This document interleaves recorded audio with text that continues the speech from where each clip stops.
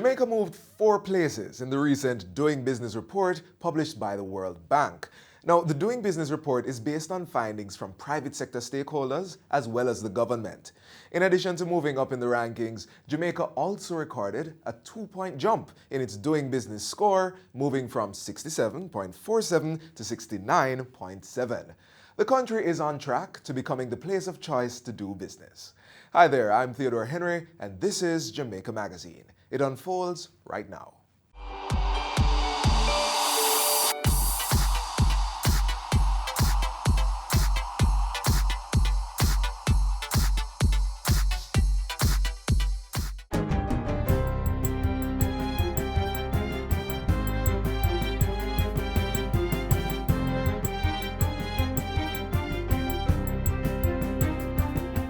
Good day, I'm Stephen McHugh, and this is your JIS News for Tuesday, October 29. Over 1,000 Jamaicans are expected to benefit from free medical services being provided by the United States Navy hospital ship USNS Comfort. The ship is docked in the Kingston harbor from October 28 to November 1. During a tour of the facilities on Monday, Health and Wellness Minister Dr. Christopher Tufton thanked the staff for their partnership with the island. We're very happy to have them here. They have a number of procedures lined up to perform both on the ship and offshore, and it is clear based on what they do, based on the facilities that they have, that it is a good thing for Jamaica. 150 surgeries will be conducted on board the 900-bed ship to include ophthalmology, general and orthopedic surgery, as well as wound care and urology. Basic medical services including adult, pediatric, dental, dermatology, and physical therapy will also be provided at walk-in sites at the Sabina Park and the Greater Portmore Health Center. The sites will operate from 8 a.m. to 4 p.m. daily. Jamaica's 15th Housing and Population Census will officially get underway on April 5, 2021. Minister of Finance and the Public Service, Dr. Nigel Clark, made the announcement Monday during the opening ceremony for the 44th meeting of the Standing Committee of Caribbean Statisticians in Kingston. Dr. Clark says the Statistical Institute of Jamaica has already begun pre-census preparations. He says government will set aside funds in the 2021-2022 budget to ensure that the census is completed over a 3-month period. The Finance Minister has also announced proposed amendments to the Statistics Act. It is the intention of this administration to promulgate amendments to the Statistics Act to legislate that the census occurs every 10 years. We can't leave it to convention nor to whim. We have to ensure for future generations that this becomes a part of the laws of Jamaica. The Housing and Population Census provides information on the size of the population in areas such as age, sex, religion, and education. The last census was done in 2011. Minister of Justice Delroy Chuck says audiovisual equipment in the island's courts will become fully operational soon. He says the ministry is currently sourcing proper broad-based microphones to use during court proceedings. And as soon as we get them, then we will turn over the system to the Chief Justice, where again there might be the need for further training, or we make sure that every sound, every picture is properly captured in the courts. The minister was speaking on Friday at the Court Management Services Summation Workshop for the Jamaica Judiciary. The use of audiovisual equipment in the courts forms part of the ministry's aim to create a first-class justice system. Minister of Foreign Affairs Kamina Johnson-Smith is calling on the United Nations to increase its offering of technical support to help developing countries such as Jamaica achieve the Sustainable Development Goals (SDGs) faster. The SDGs, also known as the Global Goals, are a collection of 17 goals set by the UN General Assembly in 2015 and are to be attained by 2030. I want to also encourage the UN to think about the type of technical advice that may be needed at a higher level or in a greater volume for countries like Jamaica across the region who are dealing with complex issues to support or add to the, of course, extremely competent national expertise which we have on the ground. We're looking to supplement domestic capacity in order to move us more quickly to where we need to be. Senator Johnson-Smith was speaking on Thursday at a function to mark the 74th anniversary since the establishment of the United Nations. The function facilitated national youth dialogue on the SDGs with over 300 students, including youth with special needs. The National Solid Waste Management Authority, NSWMA, has expressed sympathies to the families and school community of children injured by a garbage truck at the Clancarthy Primary School yesterday. The child has since succumbed to the injuries received when a truck overturned on students at the Deanery Road-based school. The NSWMA's Executive Director, Audley Gordon, says the truck involved in the incident was not owned or contracted to the organization. But notwithstanding, he says a senior team from the MPM Waste Management Limited was dispatched to the school to offer moral support and comfort to the loved ones. And finally, the impact of disaster management and climate change will be the focus of this year's Local Government Month observances in November. Portfolio Minister Desmond McKenzie made the revelation at the recent launch of the 2019 Cross Island Run in St. Thomas.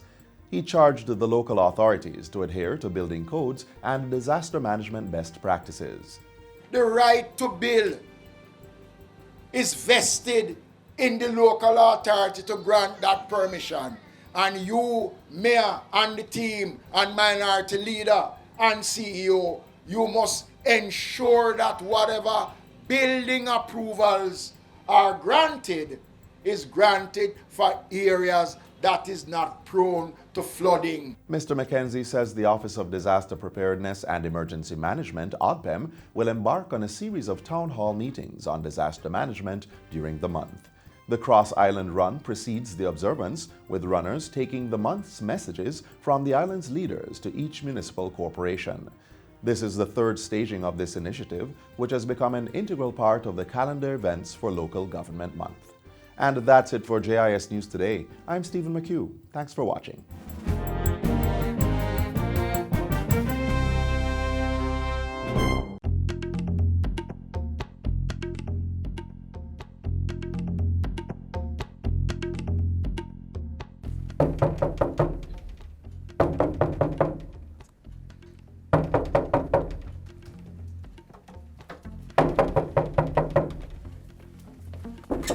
Anna, why you knocking down my door? What is it? Jackie, I don't know what to do. From Jason dead, I have nothing to give to the children, and I don't know where to turn. So why you didn't go down to the Administrator General's department, the place I told you about the other day?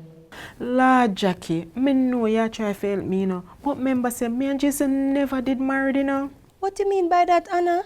The law say, if a single man and a single woman live together as husband and wife for 5 years and more immediately before death, then he or she is considered a spouse. Really? That mean me can't get something then? Cause boy, it rough, Yes, man, just go down there, tell them about the case, that Jason died, leaving no will, house and children under 18 years. Go down there and see what them can do for you. A true you talking, Jackie. Where you say the place there again? Down a waterfront, man. 12 Ocean Boulevard. Go down there, talk to them, and see if them can help you.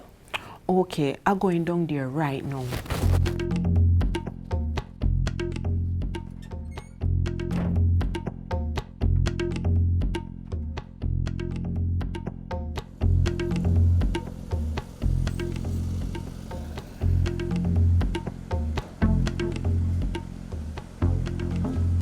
Good morning, madam. How are you? Good morning, miss. I hear that the Administrator General's department can help me. You see, my children, them father died, leaving me with the 2 pitney them, and I'm me alone I care for them. Did he leave a will? Will, ma'am. After Jason never ready for dead, how come him come from work and drop down dead? My friend tell me say under the law, I'm considered a spouse. By the way, who is a spouse?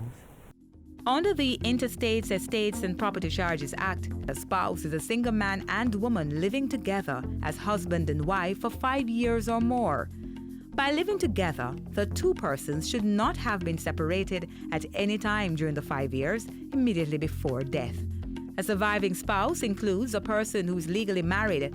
That is, he or she went in front of a pastor and took the vow of marriage.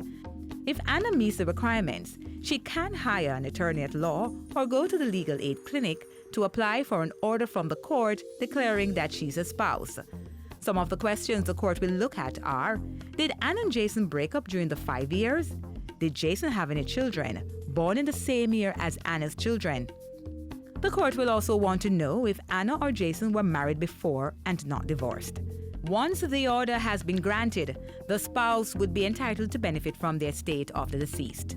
For further information, you can visit the Administrator General's Department in Kingston, 3rd floor at the Office Center Building, 12 Ocean Boulevard, or call us at 922-183023. You can also visit our Western office at the 2nd floor of the National Housing Trust Building at 42B Union Street, Montego Bay, St. James. Telephone 630-4261. Our website is at www.agd.gov.jm. That's the Administrator General's Department, securing your legacy. Next, the latest happenings out of the office of the Prime Minister.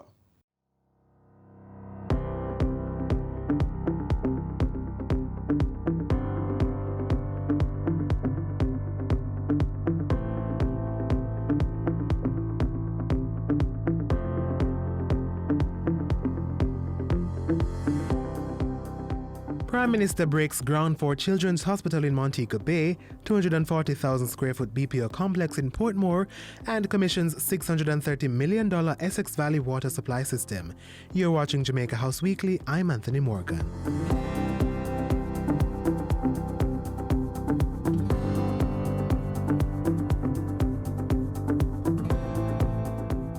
At the top of last week, Prime Minister Andrew Holness reiterated government's commitment to fast-tracking the implementation of the Bernard Lodge Master Plan. This, he said, would be done through the creation of appropriate strategies to ensure all stakeholders' needs are met. This is not a view that would seek to in any way dislocate, disrupt the activities of persons, particularly those who are legitimately doing economic activity. We're seeking to ensure that those who are already there have even better prospects. So those who are currently farming, they will be relocated, but they will be relocated in such a way that their economic prospects are even better. The proposed integrated master plan for Bernard Lodge will include residential, commercial, agricultural, and agro-processing facilities. During a recent tour, Mr. Holness said the government was keen on addressing illegal sand mines, squatter settlements, and illegal dump sites in Bernard Lodge. In Parliament Tuesday, the Prime Minister updated the House on his recent overseas engagements to shore up support for and initiate action against climate change. Work continues to mobilize $100 billion annually by 2020 to assist vulnerable countries with climate change adaptation strategies. Though woefully lacking, Mr. Holness says an additional $7.5 billion has been pledged to support the Green Climate Fund. And Jamaica received direct funding of $1.8 million for climate action. The Prime Minister used the sitting to unveil the island's three-pronged approach to not only access climate financing, but also to climate-proof the Jamaican economy and society. We will continue working on strengthening our economy and ensuring better fiscal management, because that is our first line of defense against climate change. We will continue to be global advocates for the increased mobilization of public and private funds for mitigation and adaptation, including but not limited to the Green Climate Fund. And thirdly, we will continue playing our role of regulator and market maker to attract more private sector investments into the green, blue, and circular economy to generate employment and growth opportunities. By Wednesday, the Prime Minister was in southeast St. Elizabeth for the commissioning of the $630 million Essex Valley water supply system. The pipeline put in by the National Water Commission is expected to serve 3,300 households across 14 communities in the parish. Mr. Holness urged beneficiaries to pay their water bills and conserve on the commodity. Wednesday also saw Prime Minister Holness breaking ground for the $43 million Western Child and Adolescent Hospital. To be constructed on the grounds of Cornwall Regional Hospital in St. James, the 220-bed facility will provide specialized care from birth to 18 years. The green building is a gift from the Chinese government and will be constructed over the next 2 years. Mr. Holness welcomed the hospital, saying it will move the health sector forward. Health is essential to human capital development and therefore key to national development. On the Human Development Index, Jamaica's score is 0.732, which places us in the high human development category. And I'm confident that this hospital that we are breaking ground for here, I am sure will move us about 2 or 3 places up. The Prime Minister used Wednesday's groundbreaking to announce that he will be going to China to explore further investments and trade possibilities in the Asian country. Mr. Holness will be joined by Foreign Affairs Minister for the November 5 to 9 China International Import Expo in Shanghai. Jamaica was invited to participate as a guest country of honor. As he reiterated Jamaica's openness for business, Prime Minister Holness called on local entities to boost their exports to China and other markets. We need to start to explore what are the areas in which we have competitive advantage and comparative advantage that we can produce here and send to China. Back in Kingston Thursday, Mr. Holness discussed his plans to participate in the 2019 China International Import Expo with the country's ambassador to Jamaica. The two, along with their delegation, spoke about trade and investment possibilities in their respective countries. We're very happy to support this industry because it brings in employment and some amount of foreign exchange. Prime Minister Andrew Holness Thursday as he broke ground for the newest business process outsourcing centre to be built in Portmore St. Catherine. The GTEC complex will provide 24,000 square feet of purpose-built BPO space to accommodate 4,500 workers on 3 shifts. Work on the $3.5 billion investment is to start immediately and should be completed in 18 months' time. Prime Minister Andrew Holness held talks with the President of Trinidad and Tobago Thursday. Expanded bilateral and regional cooperation were among the topics of discussion. Before that, Mr. Holness received a visit from Minister of Local Government and Community Development Desmond McKenzie. The Prime Minister was told that 2 garbage trucks worth $50.6 million were procured to provide service for Jamaicans in Kingston, St. Andrew and St. Thomas. Mr. McKenzie also informed that a contract was signed with the Jamaica Social Investment Fund for the construction of a $217 million state-of-the-art power station in Port Maria, St. Mary. And that's it for Jamaica House Weekly. Be sure to join us again next time for more of the news stories coming out of the Office of the Prime Minister.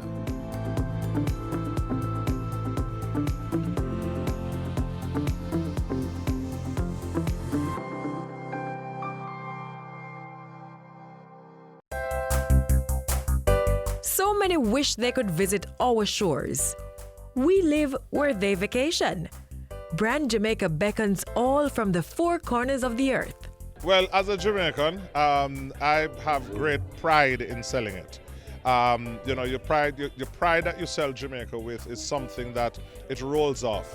Jamaica has so much to offer, and every time I have the privilege of bringing an executive down to Jamaica, an executive from an airline or a tour operator or a travel agency, and you take them across the country, the pride that they said, wow, I can't imagine, especially when it's their first time. Wow, I love this. Build it. Cherish it. Our wealth is Brand Jamaica. Now, we journey to the West. There we learn how to relax while enjoying some of the best of Jamaica. Let's go to the Montego Bay Marine Park. We all know that Montego Bay St. James is a magnet for visitors from near and far. It's well known for white pearly beaches, a lively hip strip, and world-class resorts. But there's another venue in the heart of the city that I can't wait for you to explore. Can you guess what it is? The first designated marine park in Jamaica.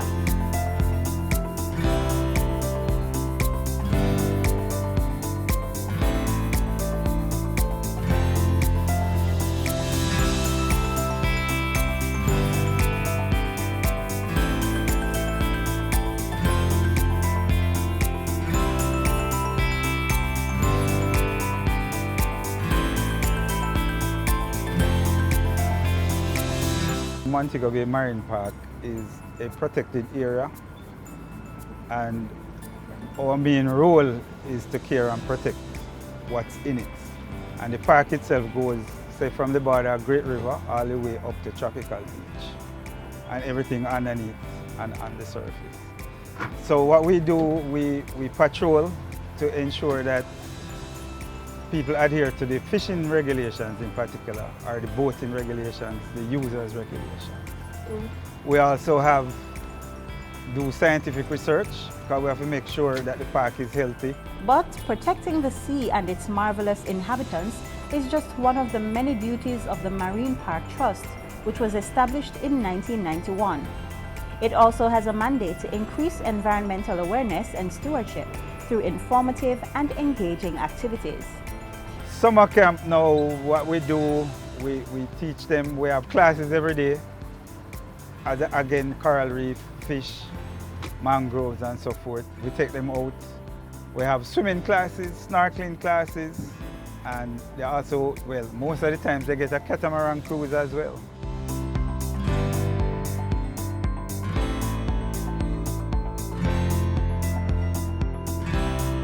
So we have a mangrove seedling project, which our science officers does. So we collect seedlings, we grow them, we give it to schools so they can nurture them. On certain days we go out and we plant them. Like World Wetlands Day, we try to do that. And there's more.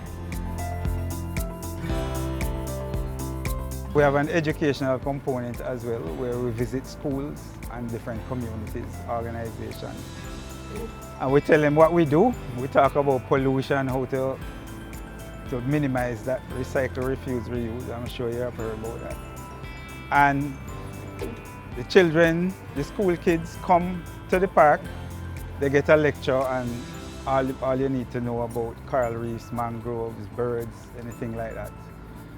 And then most of them, we take them out on the water on the glass bottom boat tour so they can see for themselves. I don't know about you, but I want to experience for myself what these children encounter on the glass bottom tour. This should be fun.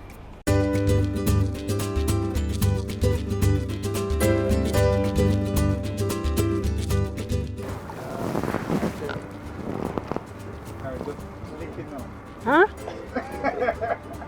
Can I kiss it? No.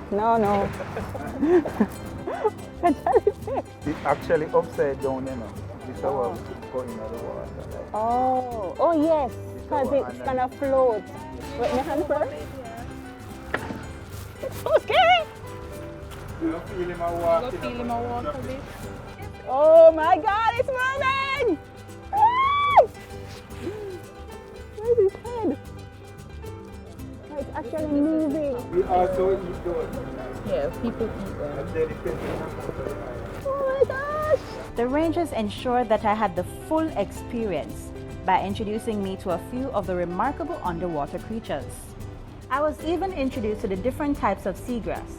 Who knew the ocean had grass too? Manatee grass, right? So these are very common seagrass that you'll find along the shores in Montego Bay or any regular beach in the Caribbean. This is an algae. This is called the dictyota. It's very cute.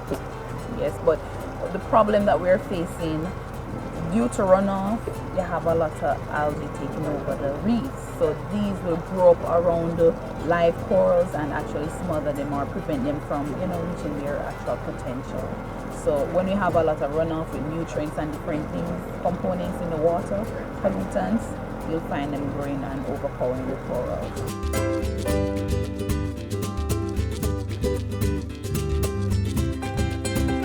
So as you can see, the glass bottom tour is a soothing and unique element of the park, riding into the sunset and appreciating the gifts of nature. But there's one more component of the tour that I can't wait for you to see.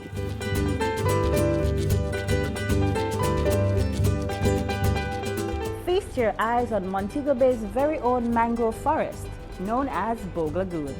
We have egrets, we have pelicans, we have manowars, otherwise known as frigate birds.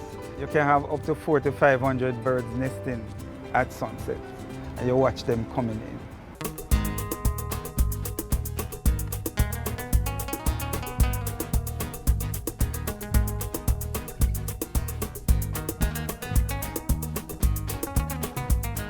Thank you so much, Mr. Shimakibu. You're very welcome. Thank you. Come again. I will.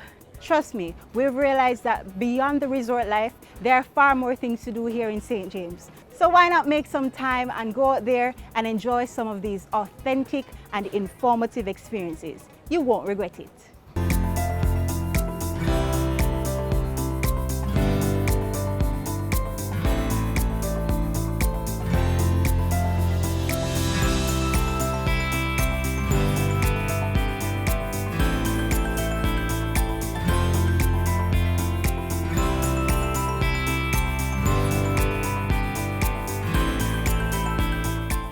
Businesses operating within parishes under the state of emergency, your closing time has been extended. In St. Catherine and Clarendon, clubs, fast food restaurants, petrol stations, and establishments operating under a tavern license, your opening hours are 7 a.m. to 11 p.m. For supermarkets, grocery shops, haberdasheries, and other businesses, opening hours are 8 a.m. to 11 p.m. In Westmoreland, Hanover, and St. James, business closing time is between 10 p.m. and midnight.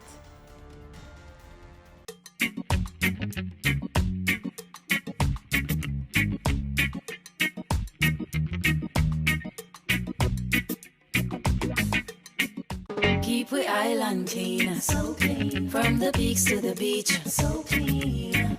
No dirty up Jamaica, please don't do it. Keep we island clean, so clean. From the peaks to the beach, so clean. No dirty up Jamaica, please don't do it.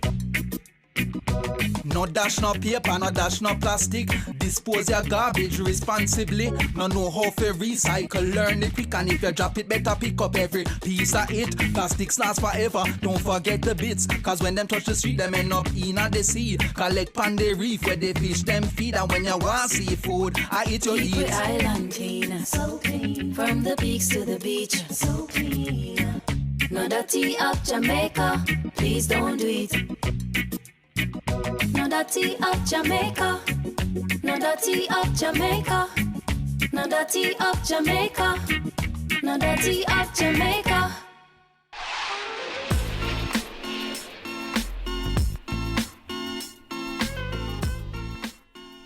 We've come to the end of the show for today, but catch us again tomorrow on this channel.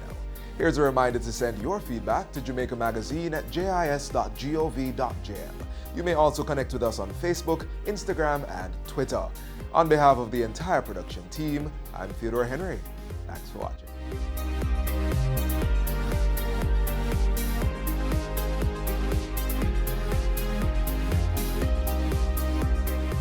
This has been a production of the Jamaica Information Service, the voice of Jamaica.